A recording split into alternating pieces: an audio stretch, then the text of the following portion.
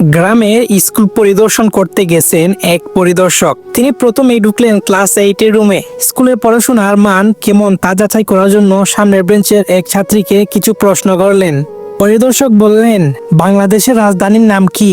তখন ছাত্রীটি বলল, সিলেট। তখন পরিদর্শক বললেন, বাংলাদেশের রাজধানীর নাম জানো না? তুমি ক্লাস 8-এ উঠেছো কিভাবে? আমি তোমার নাম কেটে দিব। তখন ছাত্রী বলল, আমার তো স্কুলের খাতায় নামই নাই, আপনি কাটবেন কেমনে? তখন পরিদর্শক বলল, নাম নেই মানে? তখন ছাত্রীটি বলল, আমি স্কুলের মাঠে গরু নিয়ে আইছিলাম, তখন স্যার আমারে কইল যে 10 টাকা দিমু, তুই ক্লাসে আইসা বইসা থাক। তখন পরিদর্শক শিক্ষককে বললেন, ছি মাস্টার সাহেব, আপনার লজ্জা করে না? শিক্ষা নিয়ে ব্যবসা করতেছেন, আমি আপনাকে বরখাস্ত করব।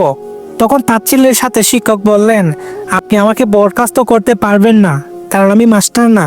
সামনে যে মুদির দোকানটা দেখতেছেন ওইটা আমার। মাস্টার সাহেব আমারে কইল শহর থেকে এক বেটা আইব, আমি হাঁটে গেলাম, তুই ক্লাসরুমে বসে থাকবি। পরিদর্শক তো রেগে মেগে গিয়ে হেডমাস্টারকে বললেন, আপনি হেডমাস্টার? তখন হেডমাস্টার পরিদর্শককে যা বললেন সেটা শুনে তো পরিদর্শকের একদম মাথায় হাত, এবং আমি হাসতে হাসতে প্রায় অজ্ঞান হয়ে গিয়েছিলাম। তখন হেডমাস্টার কি বলল সেটা শোনার আগে এই সুন্দর ছবিটির জন্য একটি লাইক এবং একটি সাবস্ক্রাইব এবং কমেন্টে তোমার সুন্দর নামটি বলে যাবে। পরিদর্শক রেগে মেগে গিয়ে বললেন, আপনি হেডমাস্টার? তখন হেডমাস্টার বললেন, হ্যাঁ, কোনো সমস্যা? তখন পরিদর্শক বললেন, কি করছেন আপনারা? এইসব নকল ছাত্রছাত্রী শিক্ষক দিয়ে স্কুল চালান?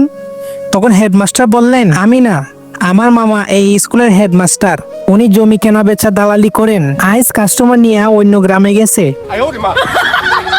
এইগুলো শুনে তো পরিদর্শক বেহুশ।